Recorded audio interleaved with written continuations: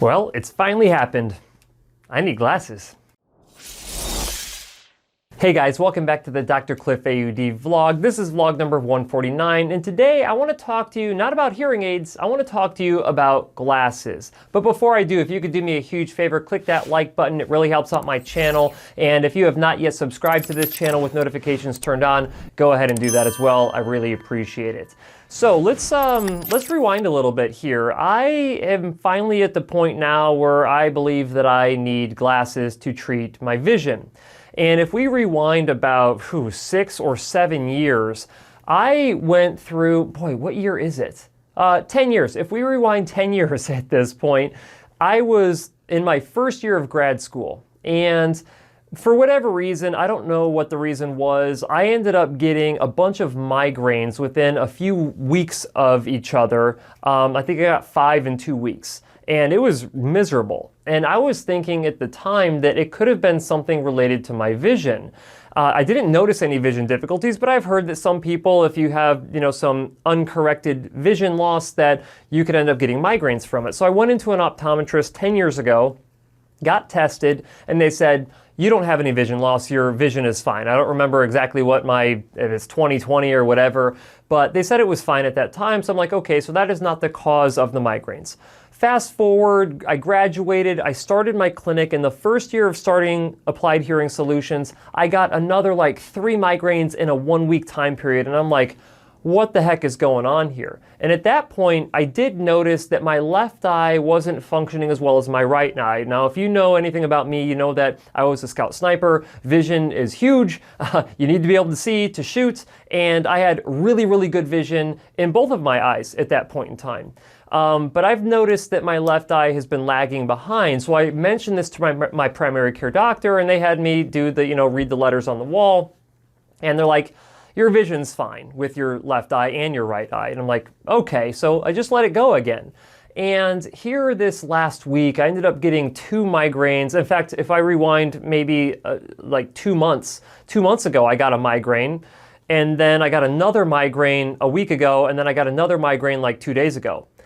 And so I'm like, man, what the heck is going on? And I don't know if it's due to my vision or if it's due to neck strain or stress or whatever the case may be. I don't feel stressed out, but I just need to get to the bottom of whatever is causing these migraines. And so when I texted my wife, Ashley, hey, I'm getting another migraine, because I usually get blind spots in my eyes before the migraine hits, she ended up scheduling an appointment with an optometrist. And so the writing is on the wall. And it's not that I've been avoiding it, it's just that I haven't noticed any difficulty from a vision perspective. But in the past couple of weeks, I've really noticed man, what is going on? If I kind of look off to the left side and my nose blocks some of the vision from my right eye, things are not as clear when it's just my left eye. And I'll be driving and I'll be at a stoplight and I'll close one eye versus the other and just kind of look at signage off the way. And my left eye, it's really blurry, and my right eye, I can see it fine. And then when I open up both eyes, it looks crystal clear. But I still think that mismatch of my vision and it not being as good in my left eye, I think that's contributing potentially some to my migraines.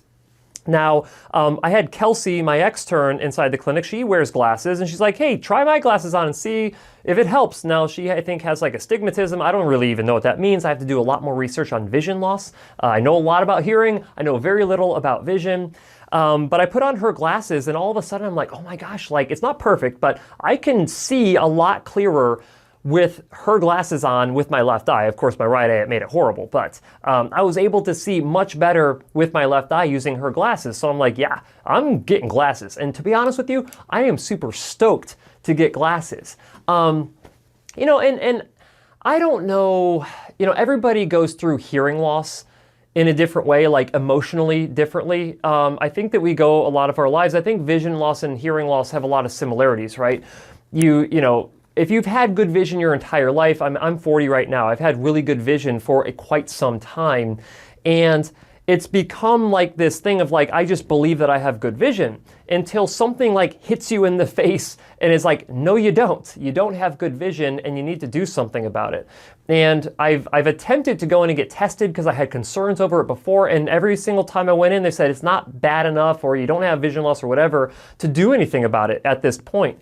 And so I'm now at the point where I can do something about it, and I kind of feel empowered by that. And I know it sounds strange, but I'm sure that, and I work with a lot of people with hearing loss, and there are some people who come in and they're just like jazzed to get their hearing loss treated. They're like, this is great. Like I've noticed some difficulties, but now I'm like, I've realized that it's at the point where I cannot function like I normally did because of my hearing loss, and they're super excited to get hearing treatment. And I'm super excited to help them hear the best that they can possibly hear. And then there's some people who are like really reluctant. Like, I've heard really well my entire life, and I feel like my identity to some degree, not that it's wrapped up in your ability to hear, but that your identity to some degree is you identify as someone who has always had good hearing.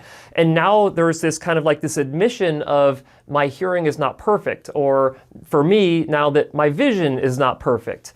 And to kind of come to grasp to come to realization, I guess, that I'm going to need glasses is it could be taken either way. It could be taken as a negative, or it could be taken as a positive. And I am definitely taking it as a positive. And I think I'm taking it that way because of the perspective that I've gained over the course of the last 10 years of working in a profession where one of your sensory organs is not functioning the way that it used to. But there are ways to treat it and correct it. Glasses, I presume, is going to be one of those options. Contacts potentially is one of those options. LASIK eye surgery is potentially one of those options. And to be honest, I'm open to any one of them. The thing that's going to be most important to me is going to a optometrist that is really good, meaning that they also follow best practices for vision care, for diagnosis and treatment of vision loss. And I haven't spent enough time researching it yet, but I am going to figure out what the clinical best practice guidelines are for optometry. And then I am going to make sure that I go into an optometrist that follows best practices, because I know that this right here is just plastic and glass, I presume. Maybe all plastic, I don't know. Honestly, I've got to do my research. But I know that they're not going to be able to make a pair of glasses work correctly for me unless they follow the best practice protocols for making the glasses. You know, just like you can't just go pick up any old hearing aid and optimally treat your hearing loss, you have to have the right hearing aid, and you have to have it set up the right way. And that's what I'm going to be looking for. And, you know, I have insurance. I have decent insurance, I think, through Blue Cross Blue Shield. But if it means that I have to forego my insurance, I'm fortunate enough to be in the position where if I had to pay out of pocket, I could afford to pay out of pocket. And my vision is important enough to me to where I'm willing to pay out of pocket to go to an optometrist that I think is doing things the right way versus an optometrist or a clinic that is just interested in selling me a bunch of glasses. And if I have to forego my insurance and pay 100% out of pocket, even though I have a decent benefit through Blue Cross Blue Shield, honestly, I'm willing to do that. And it's kind of like the same thing that I preach when it comes to hearing loss, is that if you have terrific insurance for hearing aids, but you have to go to a place that doesn't follow best practices, I mean, yeah, you're going to save money because you're using your insurance, but you're not actually going to be getting the full benefit. So that's kind of what's going on with me. I'm actually really looking forward to it. I have to do some more research on who to go to, but I'm really interested to see what my level of vision loss is. I am super excited to be able to get a pair of glasses, contacts, get surgery for my left eye, and maybe my right eye. I don't know, maybe my right eye is not perfect either. I guess that's the reason why you go to a professional, so they can help you identify these things and to make sure that you get the proper prescription and the proper eyeglasses that fit your face right. Because I don't know, I mean, what do you, oh boy, I almost, my other eye out. Okay, I don't know if I'm going to edit that out. I think I'm just going to leave that in. Yeah, I'm going to leave that in. Gosh. Anyway, how do these look on me? I think that they're a little on the big side. I think they sit a little low. I'd like them to be a little bit higher. I don't know. I'm probably going to get a couple of different frames for different situations, but I don't know. Why don't you guys like share with me what frames you think would look good on me, and then maybe I'll try to, when I'm doing trying on different frames at the optometry office, then I'll kind of share that on social media, and you guys can pick which frames you think, or at least vote on which frames you think look the best. I know my buddy Scott Frink, audiologist up in Salem, Oregon. He thinks that I need to be getting some glasses like Elton John wears. I don't know if I'm going to be, is it Elton John? Yeah, I think it's Elton John. I don't think I'm going to be getting glasses like Elton John. I think that's a little too much for me. I know I'm an eye. I'm like a, that kind of person who likes to be, who I guess likes attention to some degree, but I don't know if I like attention that much. But nonetheless, I don't think that this vlog, well, maybe it was. I don't know if this was useful at all. I mean, I think it's interesting now that I'm thinking about it, the similarities between optometry and audiology, and how similar of a profession they are when it comes to that there's a product involved with either one of them or with both of them. But it really comes down to the same thing. Like this right here doesn't matter if they're not set up the right way, just like hearing aids don't matter if they're not set up the right way. So share with me your thoughts. I did not get to Q&A. I do want to start turning this vlog into a Q&A vlog. So if you guys do have questions for me regarding glasses or hearing aids or anything hearing related, make sure that you leave those down in the comment section, because I will review those on a weekly basis to gather my questions that I will answer in the next week's vlog. But that is pretty much it for this week, guys. I hope you enjoyed it. If you did, make sure you hit that like button, and as always, I'll see you next week.